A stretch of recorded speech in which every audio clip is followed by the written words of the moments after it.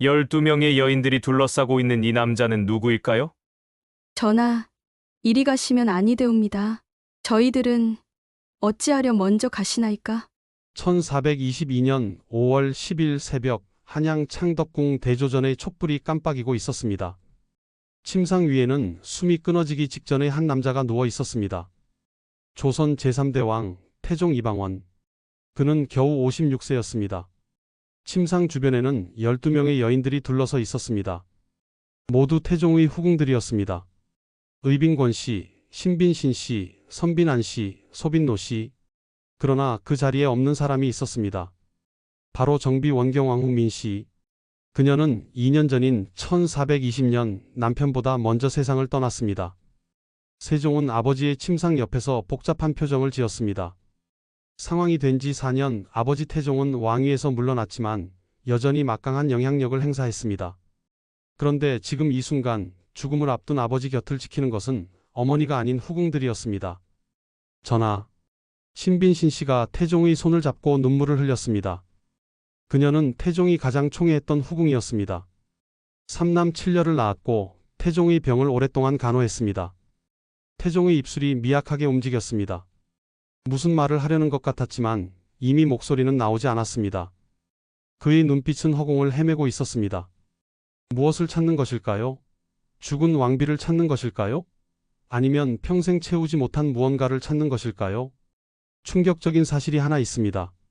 태종은 바로 이해 1422년에도 후궁을 들였습니다. 이직의 딸과 이웃노의 딸, 2명의 젊은 청상과부를 후궁으로 맞아들였습니다. 죽음이 얼마 남지 않은 56세의 노년에도 그는 여색을 멈추지 않았습니다. 이 사람은 도대체 누구였을까요? 조선을 반석 위에 올린 명군이었습니다. 왕권을 강화하고 제도를 정비하고 세종이라는 위대한 후계자를 키워낸 왕이었습니다. 그러나 동시에 그는 형제를 죽였습니다. 이복 동생 이방석과 무안군을 제거했고 넷째 형 이방간마저 축출했습니다. 4명의 처남을 모두 죽였습니다. 민무구, 민무질, 민무휼, 민무해. 아내의 친오빠들을 하나도 남기지 않고 제거했습니다. 그리고 그는 조선 왕조에서 가장 많은 자녀를 둔 정력왕이었습니다. 정비 원경왕후와의 사이에서 4남 4녀, 후궁들과의 사이에서 8남 13녀, 총 12남 17녀, 29명의 자녀를 두었습니다. 매년 자녀가 태어났습니다. 왕이 된 후에도, 상왕이 된 후에도 그는 끊임없이 여인을 탐했습니다. 태종의 숨소리가 점점 약해졌습니다. 신빈신 씨는 그의 손을 꽉 쥐었고 의빈권 씨는 눈물을 닦았습니다. 세종은 침상 곁에 무릎을 꿇었습니다. 아바마마. 세종의 목소리가 떨렸습니다. 냉혹한 정치가였던 아버지, 강력한 왕권을 구축한 군주, 그러나 가족에게는 상처만 남긴 남자. 세종은 어머니 원경왕후가 평생 흘렸던 눈물을 알고 있었습니다. 외숙들이 억울하게 죽어간 것도 알고 있었습니다. 형 양녕대군이 폐쇄자된 것도 알고 있었습니다. 과연 이 사람을 무엇이 이렇게 만들었을까요? 영특했던 소녀는 어떻게 냉혹한 권력자가 되었을까요? 사랑했던 아내는 왜 남편을 용서하지 않고 죽었을까요? 12명의 후궁을 거느렸지만 그는 정말 행복했을까요? 새벽 5시 해가 뜨기 직전이었습니다. 태종 이방원의 숨이 멈췄습니다. 56년의 삶이 끝났습니다. 그가 남긴 것은 강력한 왕권, 정비된 제도, 그리고 세종이라는 위대한 아들이었습니다. 그러나 그가 잃은 것은 무엇이었을까요? 아내의 사랑, 처가의 신뢰, 형제의 우애, 그리고 자신의 영혼의 평화였습니다. 이 이야기가 궁금하시다면 영상 끝까지 봐주세요. 55년 전으로 돌아가 한 영특한 소년이 어떻게 조선 최고의 명군이자 최고의 정력왕이 되었는지, 그리고 그가 치른 비극적인 대가는 무엇이었는지 알아보겠습니다. 구독과 좋아요는 이 채널에 큰 힘이 됩니다. 55년 전으로 돌아가 보겠습니다. 1367년 5월 16일 함흥부 귀주에서 한 아이가 태어났습니다. 아버지는 고려의 무장 이성계, 어머니는 신의왕후 한씨였습니다. 이 아이의 이름은 이방원, 6아들 중 5째였습니다. 당시 이성계는 고려 말기의 혼란한 정세 속에서 두각을 나타내던 무장이었습니다. 원나라의 침입을 막아내고 동령부를 공격하며 명성을 쌓고 있었습니다. 무인 집안의 아들답게 이성계의 형들은 모두 무예에 능했습니다. 그런데 5째 방원은 달랐습니다. 말타기와 활쏘기보다 책 읽기를 더 좋아하는 아이였습니다. 형들이 마당에서 격구를 할 때 방원은 방 안에서 사서삼경을 읽었습니다. 저 아이는 무인의 자식 같지 않구나. 이성계의 친구들이 농담처럼 말했지만 이성계는 오히려 기뻐했습니다. 무장 출신인 자신이 할 수 없는 영역을 아들이 채워줄 것 같았기 때문입니다. 1382년 방원이 16세가 되던 해였습니다. 그는 진사시의 응시에 2등으로 합격했습니다. 당시로서는 놀라운 성과였습니다. 이듬해인 1383년 17세의 방원은 문과에 응시했습니다. 결과는 병과 7등, 전국 수험생 중 10등 안에 드는 우수한 성적이었습니다. 조선 역대 왕 중 과거에 급제한 왕은 태종이 유일합니다. 그것도 불과 17세의 나이에 말입니다. 지금으로 치면 고등학교 1학년생이 사법시험에 합격한 것과 같습니다. 아버님, 아들이 해냈습니다. 방원이 합격 소식을 전하자 이성계는 감격에 겨워 눈물을 흘렸다고 합니다. 어머니 한씨 또한 매우 기뻐했습니다. 야사에 따르면 이성계는 방원이 제학으로 임명되었을 때 그 임명장을 소리내어 몇 번씩 읽게 했다고 합니다. 같은 해 방원에게 또 하나의 큰 사건이 있었습니다. 바로 혼인이었습니다. 상대는 방원의 스승인 민재의 딸이었습니다. 여흥민씨 가문은 고려 후기 최고의 명문가 중 하나였습니다. 6대조 민영모 이래로 대대로 재상을 배출한 집안이었습니다. 신부의 이름은 민씨, 나이는 18세로 방원보다 2살 위였습니다. 훗날 원경왕후가 되는 여인이었습니다. 혼인 첫날 밤 방원은 아내에게 말했습니다. 나는 세상을 구제하려는 뜻이 있소. 집안일은 모두 당신에게 맡기겠소. 민씨는 고개를 끄덕였습니다.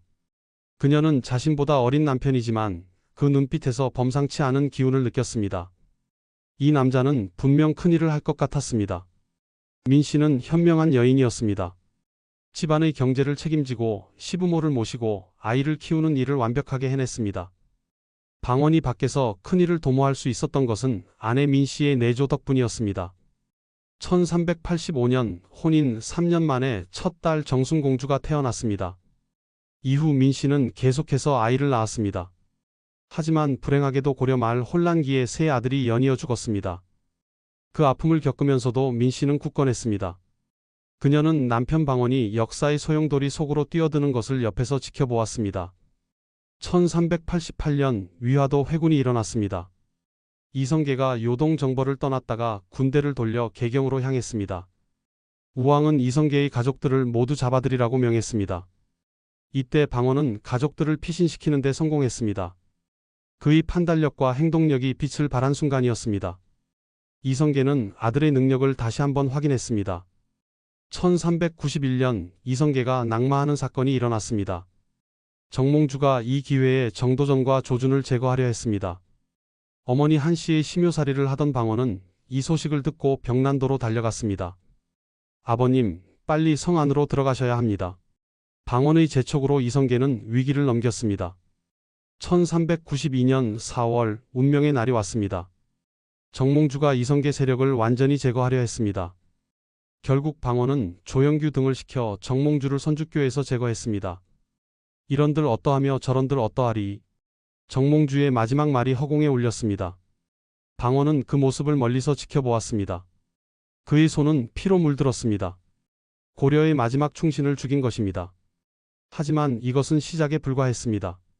1392년 7월 이성계가 조선을 건국했습니다.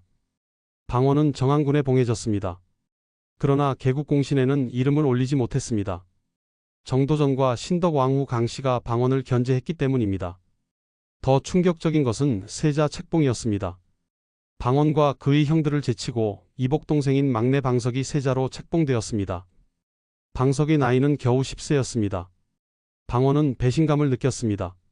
조선 건국에 가장 큰 공을 세운 것은 자신인데 그 대가는 이복동생이 가져간 것입니다. 아버님은 나를 버리셨습니다. 그날 밤 방원은 아내 민씨에게 말했습니다. 민씨는 남편의 손을 잡았습니다. 당신에게는 아직 기회가 있습니다. 때를 기다리세요. 하지만 이때까지만 해도 아무도 몰랐습니다. 이 영특한 청년이 사랑하는 아내가 있는 이 남자가 형제의 피를 흘리고 아내의 가족을 몰살시키고 평생 여색에 탐닉하게 될 줄은 말입니다. 1398년 8월 26일 밤 한양은 비명소리로 가득 찼습니다. 제1차 왕자의 난이 시작된 것입니다. 방원은 32세였습니다. 6년 동안 참고 또 참았습니다. 정도전이 자신의 사병마저 혁파하려 하자 더 이상 참을 수 없었습니다. 오늘 밤 모든 것이 결정됩니다. 방원은 이화, 이천우, 조영무 등 측근들을 모았습니다. 그리고 아내 민씨에게 말했습니다. 오늘 밤 제가 돌아오지 못할 수도 있습니다. 민씨는 무언가 결심한 듯 방으로 들어가더니 무기와 갑옷을 가지고 나왔습니다. 남편이 왕자의 난을 준비하고 있다는 것을 모를 리 없었습니다. 이것을 입으세요. 그리고 반드시 살아 돌아오세요. 민씨가 직접 남편에게 갑옷을 입혀주었습니다. 그녀의 눈에는 눈물이 고였지만 목소리는 떨리지 않았습니다. 이 순간 민씨는 단순한 아내가 아니었습니다.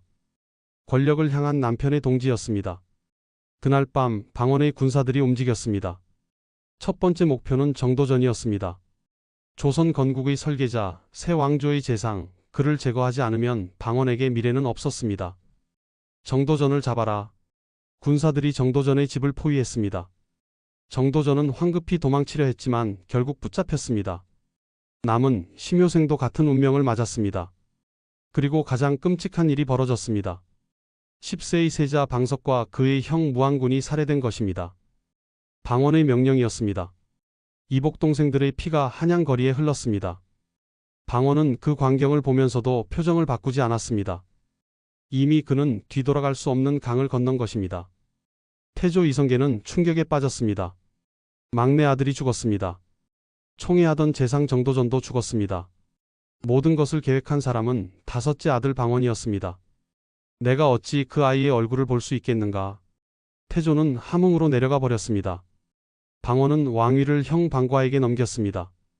정종이 즉위했습니다. 방원은 자신이 직접 왕이 되면 욕심으로 형제를 죽인 것처럼 보일까 두려웠습니다. 그러나 실권은 방원에게 있었습니다.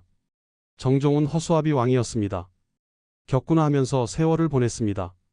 2년이 흘렀습니다. 1400년 1월 또다시 피바람이 불었습니다. 제2차 왕자의 난이었습니다. 이번에는 넷째 형 방간이 반란을 일으켰습니다. 방간은 박포의 꼬드김에 넘어가 왕위를 차지하려 했습니다. 동생아, 나도 왕이 되고 싶다. 방간의 군사와 방원의 군사가 한양 거리에서 맞붙었습니다. 시가전이 벌어졌습니다. 방원은 형과 싸우는 것이 내키지 않았습니다. 잠시 망설였습니다. 바로 그때 아내 민씨가 나타났습니다. 지금 망설이면 우리 모두 죽습니다. 민씨가 직접 갑옷을 가져와 남편에게 입혀주었습니다. 그리고 밀어주듯 말했습니다. 가세요. 그리고 이기세요. 민씨의 단호한 모습에 방원은 결심했습니다. 그는 군사들을 이끌고 전장으로 나갔습니다. 전투는 방원의 승리로 끝났습니다. 방간은 유배되었습니다. 형을 죽이지는 않았지만 정치적으로 매장시킨 것입니다. 1400년 2월 1일 방원은 드디어 세자로 책봉되었습니다. 그리고 9개월 후인 11월 정종이 왕위를 물려주었습니다. 방원은 34세의 나이로 조선 제3대 왕이 되었습니다. 왕비 민씨는 정비에 책봉되었습니다. 훗날 원경왕후라 불리게 되는 그녀는 남편이 왕이 되는데 결정적 역할을 했습니다. 두 차례의 왕자의 난 때마다 무기를 내주고 갑옷을 입혀주고 남편을 전장으로 보냈습니다. 그날 밤 왕이 된 태종은 아내에게 말했습니다. 당신이 아니었다면 오늘의 내가 없었소. 원경왕후는 미소 지었습니다. 하지만 그녀는 알고 있었습니다. 권력을 얻기 위해 치른 대가가 얼마나 큰지를 말입니다. 남편의 손은 형제의 피로 물들었습니다. 태종은 왕권 강화에 착수했습니다. 먼저 사병을 혁파했습니다. 가장 많은 사병을 거느렸던 사람은 자신이었지만 후환을 없애기 위해 모든 사병을 국가 군대로 만들었습니다. 공신들도 하나씩 제거했습니다. 1404년 이거이와 이절을 귀양 보냈습니다. 자신을 왕으로 만들어준 사람들이었지만 이제는 걸림돌이었습니다. 그리고 태종은 또 하나의 욕망을 채우기 시작했습니다. 바로 여색이었습니다. 왕이 되자마자 태종은 후궁을 들이기 시작했습니다. 첫 번째 후궁은 원경왕후의 시녀 출신이었습니다. 아내가 데리고 있던 궁녀를 후궁으로 삼은 것입니다. 원경왕후는 배신감을 느꼈습니다. 함께 위기를 헤쳐나왔습니다. 갑옷을 입혀주고 무기를 내주고 남편이 왕이 되도록 도왔습니다. 그런데 왕이 되자마자 남편은 다른 여자를 들였습니다. 전하, 이것이 조강지처를 대하는 도리입니까? 원경왕후가 항변했지만 태종은 대답하지 않았습니다. 그는 이미 다른 세계로 들어가고 있었습니다.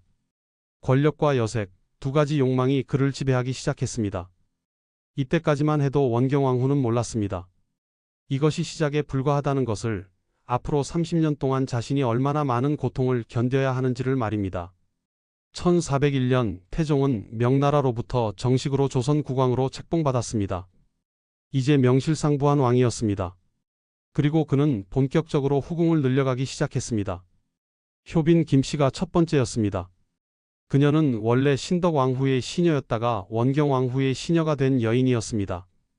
태종이 왕자 시절부터 눈여겨보던 여인이었습니다. 1402년 12월 13일 효빈 김씨가 아들을 낳았습니다. 경영군 입이었습니다. 태종의 첫 서자이자 훗날 세종과 효령대군에게 그를 가르치게 되는 인물입니다. 그런데 이 출산 과정이 참으로 비극적이었습니다. 태종실록에 그 장면이 생생하게 기록되어 있습니다. 한겨울인 음력 12월 만삭의 몸이었던 김씨의 출산이 임박했습니다. 원경왕후는 이 소식을 듣고 계집종을 시켜 만삭의 김씨를 문 밖에 내놓았습니다. 한겨울 추위 속에 출산하는 여인을 밖에 버려둔 것입니다. 김씨의 오빠 김화상이 이를 보고 불쌍히 여겨 천막을 쳐주었습니다. 그러자 원경왕후는 다시 계집종들을 시켜 천막과 침구를 빼앗아갔습니다. 그리고 김씨를 국노의 집 앞 토담집으로 옮겼습니다. 한상좌라는 사람이 동정심에 마이산파용 천을 가져다 줘서 김씨는 겨우 7일을 버틸 수 있었습니다. 그제야 원경왕후는 김씨를 소에 실어 교화의 집으로 보냈습니다. 태종은 이 사건을 평생 잊지 않았습니다. 훗날 그는 처남들을 제거하면서 이 일을 들먹였습니다. 경영군 모자의 목숨을 위태롭게 한 죄라고 말입니다. 그러나 태종은 멈추지 않았습니다. 효빈 김씨 다음에는 신빈신 씨가 있었습니다. 신빈신 씨는 신영규의 딸로 사대부 가문 출신이었습니다. 그녀는 원경왕후의 나인이었다가 태종의 승은을 입었습니다. 신비는 태종이 가장 총애한 후궁이었습니다. 신비는 3남 7녀를 낳았습니다. 함령군, 온령군, 그리고 이름이 전해지지 않는 한 아들입니다. 태종의 후궁 중 가장 많은 자녀를 낳은 여인 중 하나였습니다. 태종이 병을 앓을 때 오랫동안 병간호를 한 것도 신빈이었습니다. 태종이 세상을 떠난 후 신비는 머리를 깎고 비구니가 되어 법화경을 금글씨로 옮겨 쓰는 사경 작업을 했습니다. 세종은 신빈이 사망하자 왕비처럼 장례를 치러주었습니다. 선빈 안씨, 의빈 권씨, 소빈 노씨도 있었습니다. 이름이 전해지지 않는 후궁들도 많았습니다. 서경옹주, 해선옹주, 신순궁주, 정의궁주, 명빈 이씨. 기록에 남은 후궁만 해도 12명이 넘었습니다. 태종은 매년 자녀를 생산했습니다. 1394년 양녕대군, 1396년 효령대군, 1397년 충녕대군 훗날 세종, 1402년 경영군, 1405년 성녕대군. 자녀가 끊임없이 태어났습니다. 원경왕후는 이 모든 것을 지켜보아야 했습니다. 남편이 밤마다 다른 여자의 처소로 가는 것을 보아야 했습니다. 후궁들이 하나씩 아이를 낳는 것을 보아야 했습니다. 원경왕후의 투기는 점점 심해졌습니다. 실록에는 원경왕후의 투기 때문에 태종이 경연청으로 나와 10여일 동안 거처했다는 기록이 있습니다. 부부가 따로 지낸 것입니다. 1402년 태종이 후궁 권씨를 드리려 하자 원경왕후는 단식 투쟁을 했습니다. 밥을 먹지 않았습니다. 그러나 태종은 간략한 절차만 거친 후 권씨를 후궁으로 맞아들였습니다. 형 정종이 나섰습니다. 동생아, 너는 어찌하여 다시 장가들려고 하는가? 나는 비록 아들이 없어도 젊었을 때의 정으로 인하여 차마 다시 장가 못 가는데 너는 아들이 많으니 말해 무엇하겠는가? 형의 경고였습니다. 태종은 거창한 가래색을 패하고 조용히 후궁을 드렸습니다. 하지만 후궁을 드리는 것은 멈추지 않았습니다. 양녕대군이 아버지에게 편지를 보냈습니다. 아바마마께서는 어찌 그리 정력이 세십니까? 28배 소자를 낳으신 후 매년 한둘씩 아들, 딸을 생산하고 계십니다. 어마마마를 포함해 부인이 10명이 옵니다.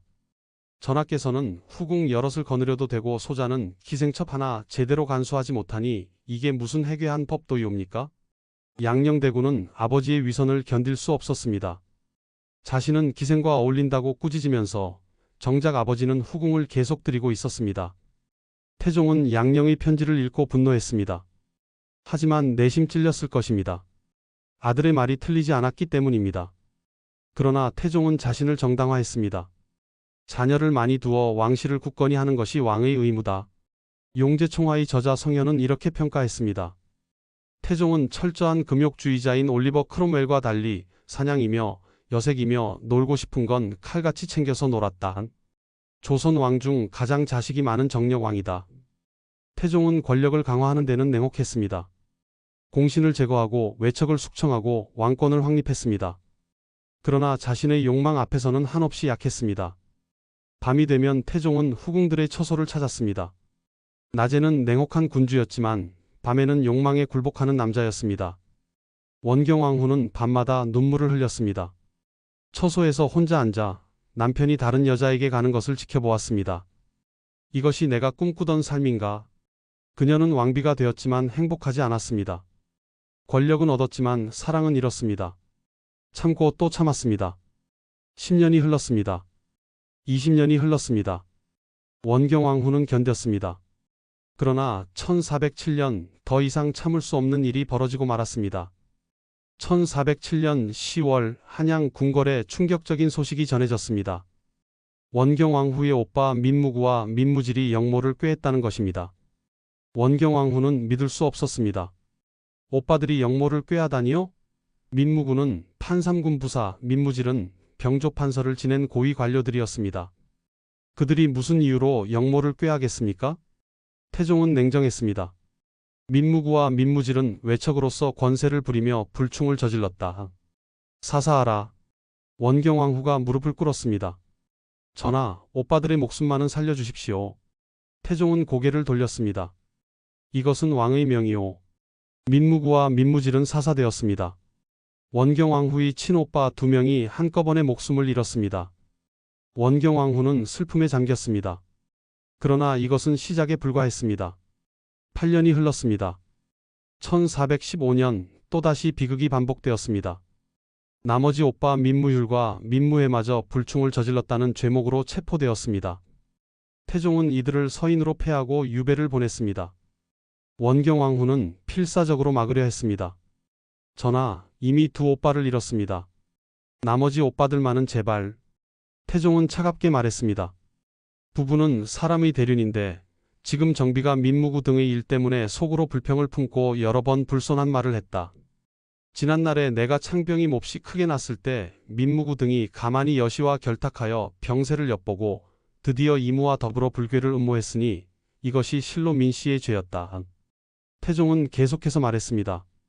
정비가 이것을 돌아보지 않고 사사로운 분한을 품으니 내가 패출하여서 후세를 경계하고자 하나 조강지처임을 생각하여 차마 갑자기 버리지 못하겠다. 왕비를 패출하겠다는 협박이었습니다. 원경왕후는 말을 잃었습니다. 1416년 민무율과 민무회는 유배지에서 사사되었습니다. 원경왕후의 친오빠 4명이 모두 죽었습니다. 역사가들은 의문을 품습니다.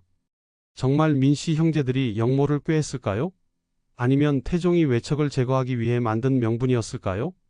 진실은 이것입니다.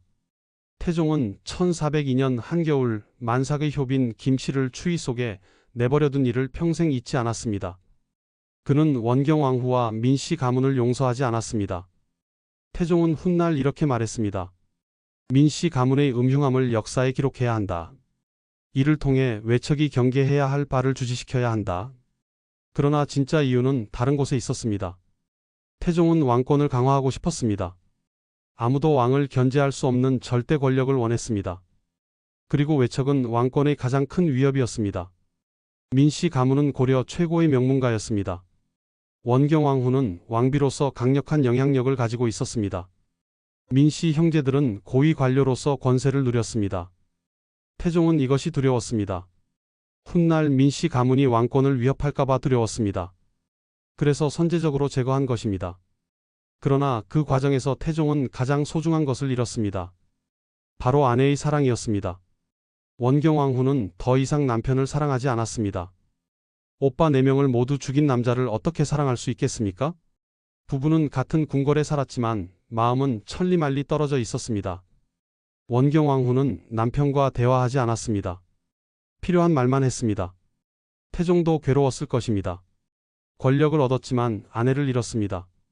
밤마다 후궁들의 처소를 찾았지만 마음의 공허함은 채워지지 않았습니다.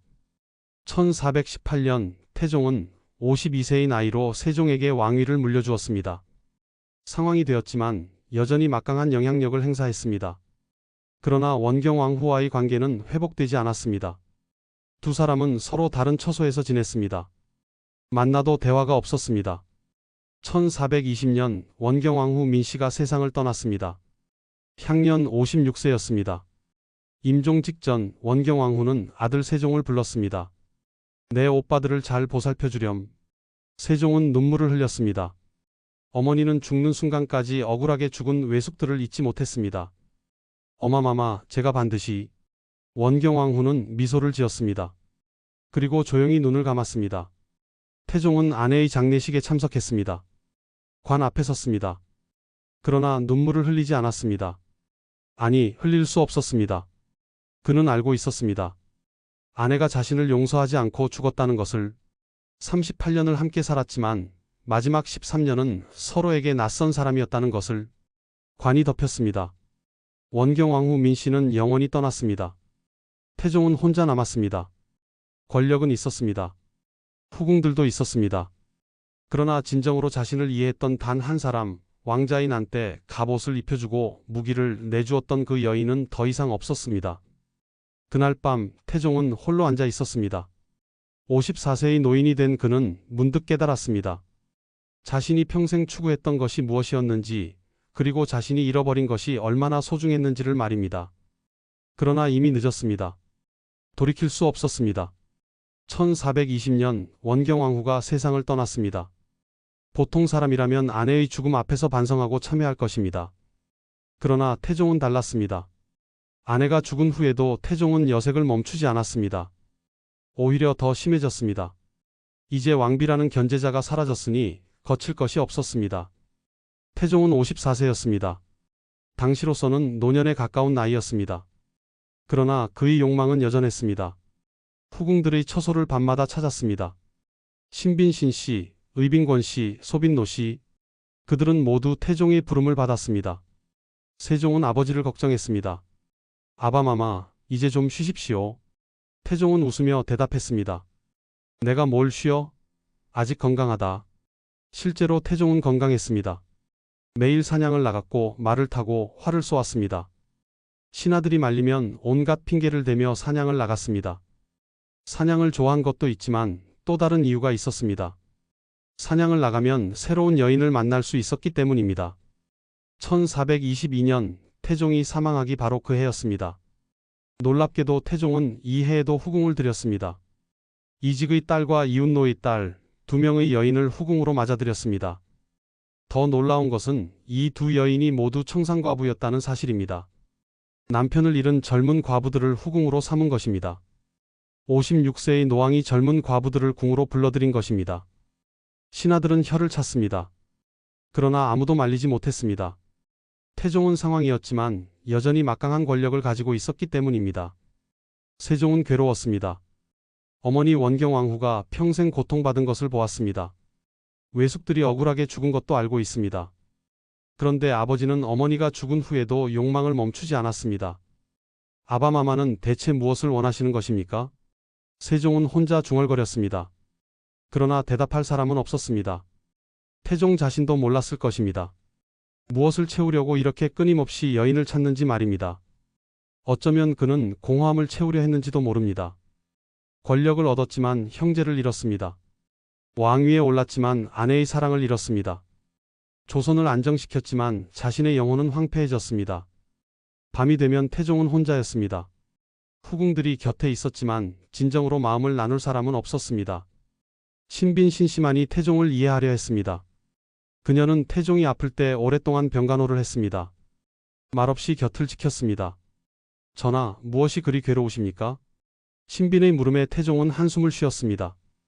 나도 모르겠소. 태종은 정말 몰랐을 것입니다. 자신이 왜 이렇게 사는지, 무엇을 위해 이렇게 살아왔는지 말입니다. 1422년 5월 태종은 병이 들었습니다. 갑자기 건강이 악화되었습니다. 56세, 당시로서는 오래 산 편이지만 그래도 너무 빨리 찾아온 죽음이었습니다. 병상에 누운 태종은 자신의 생을 돌아보았습니다. 17세에 문과에 급제했습니다. 조선 건국에 결정적 역할을 했습니다. 34세에 왕이 되었습니다. 18년간 재위하면서 왕권을 확립하고 제도를 정비했습니다. 세종이라는 위대한 후계자를 키웠습니다. 그러나 그 과정에서 무엇을 잃었습니까? 형제의 피를 흘렸습니다. 이복 동생 방석과 무안군을 죽였습니다. 넷째 형 방간을 유배 보냈습니다. 처남 4명을 모두 죽였습니다. 민무구, 민무질, 민무휼, 민무해. 아내의 친오빠들을 하나도 남기지 않았습니다. 아내의 사랑을 잃었습니다. 원경왕후는 마지막 13년을 남편을 용서하지 않고 살았습니다. 죽을 때도 남편을 용서하지 않았습니다. 그리고 자신의 영혼을 잃었습니다. 끊임없는 욕망 속에서 자신을 잃어버렸습니다. 내가 과연 옳은 길을 걸었는가? 태종은 혼자 중얼거렸습니다. 그러나 이미 늦었습니다. 돌이킬 수 없었습니다. 5월 10일 새벽이 밝아왔습니다. 태종의 숨이 점점 약해졌습니다. 후궁들이 둘러섰습니다. 신빈신 씨가 손을 잡았습니다. 의빈권 씨가 눈물을 흘렸습니다. 세종이 무릎을 꿇었습니다. 아바마마. 태종은 아들을 바라보았습니다.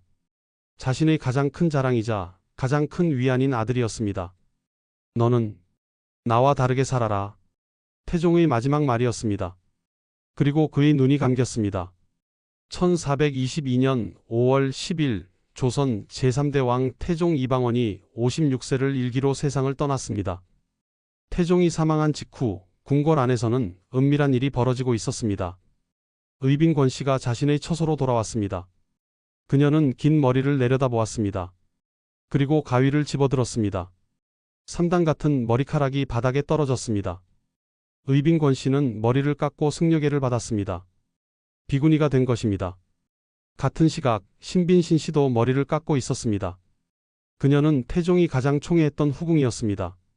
3남 7녀를 낳았고 태종의 병을 오랫동안 간호했습니다.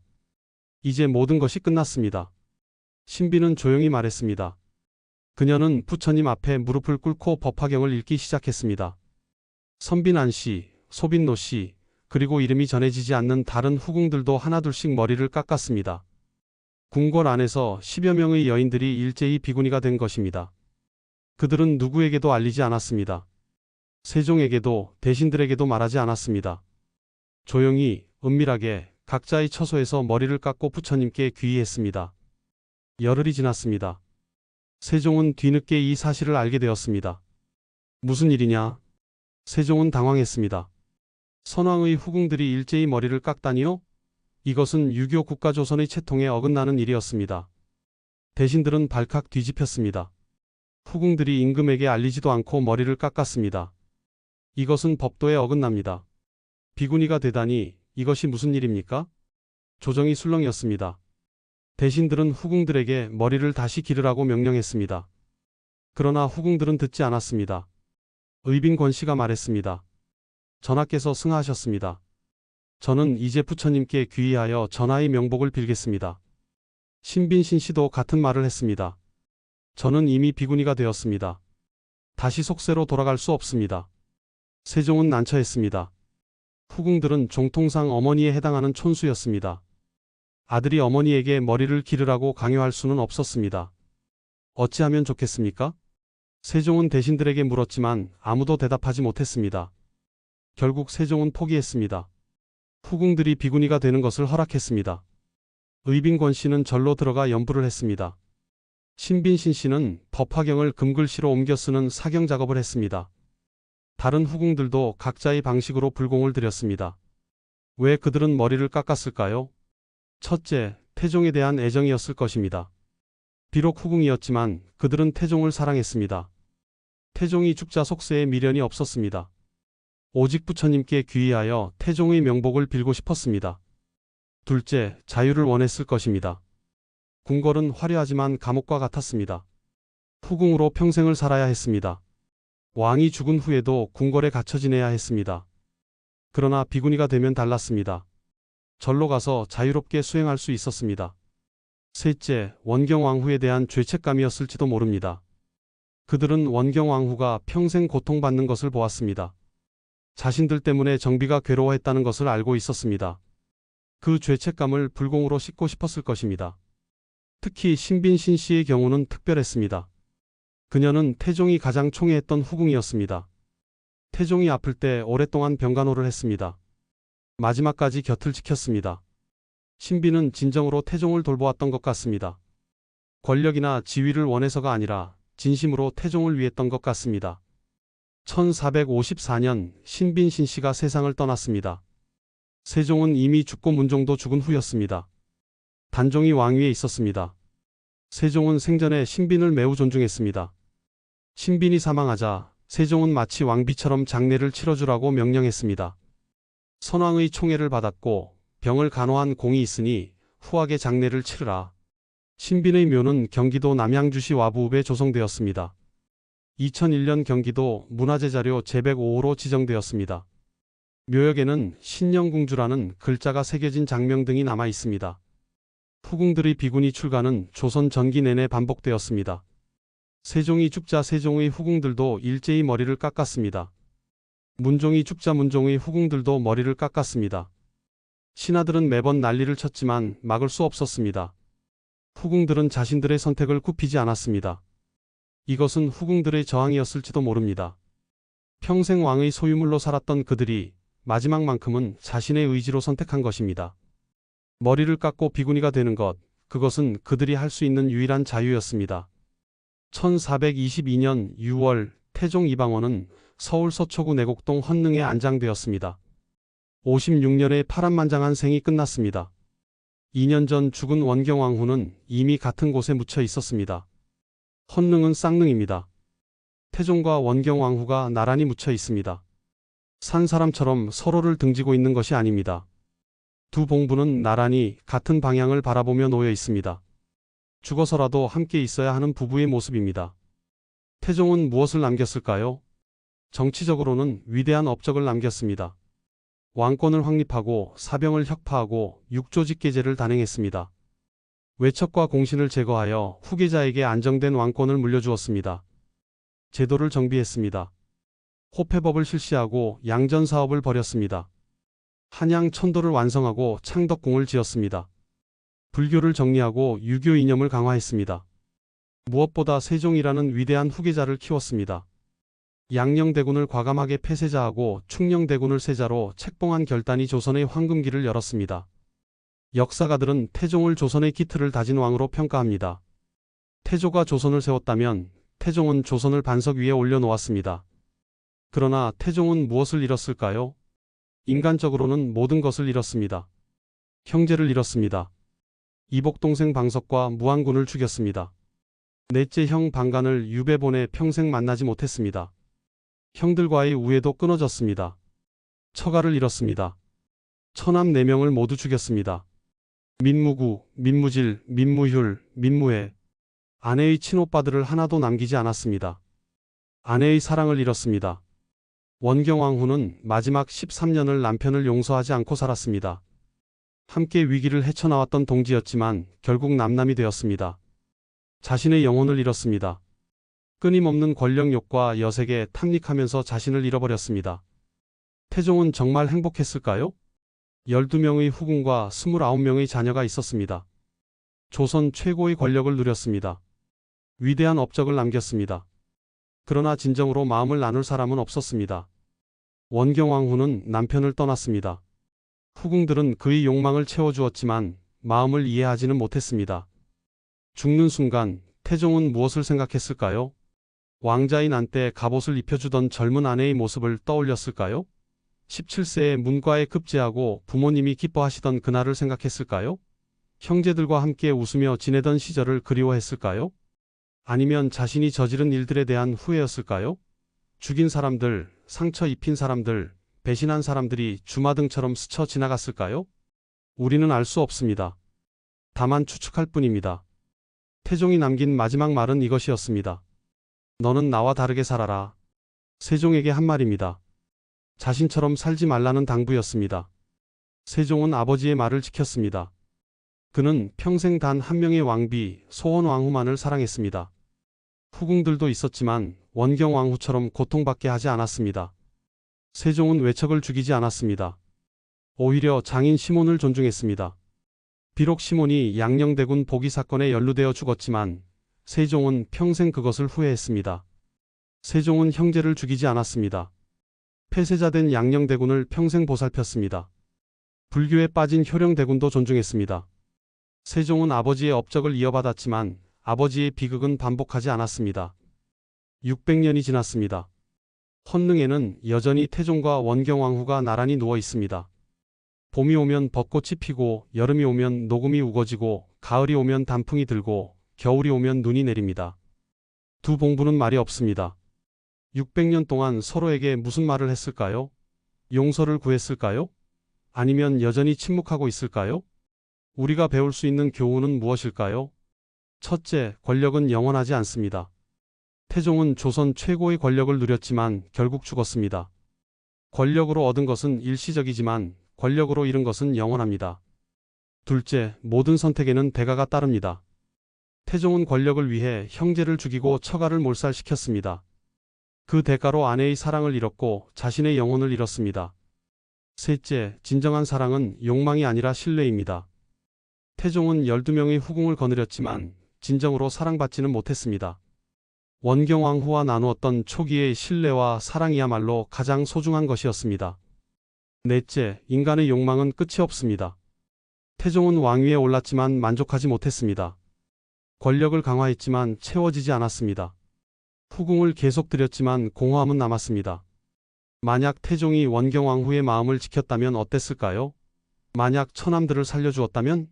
만약 여색을 절제했다면? 역사에 만약은 없습니다. 그러나 우리는 상상해 볼 수 있습니다. 다른 선택을 했다면 태종은 더 행복했을까요? 어쩌면 태종도 알고 있었을 것입니다. 자신의 선택이 잘못되었다는 것을. 그래서 마지막에 세종에게 너는 나와 다르게 살아라고 말한 것 아닐까요? 지금까지 조선 최고의 여색을 탐했던 왕, 태종 이방원의 이야기였습니다. 그는 조선의 기틀을 다진 명군이었지만 동시에 욕망을 통제하지 못한 비극적 인물이었습니다. 이 이야기가 여러분께 작은 깨달음이 되길 바랍니다. 권력과 욕망, 사랑과 배신, 업적과 대가에 대해 생각해보는 시간이 되었기를 바랍니다. 구독과 좋아요 버튼을 눌러주시면 더 좋은 역사 이야기로 찾아뵙겠습니다. 감사합니다.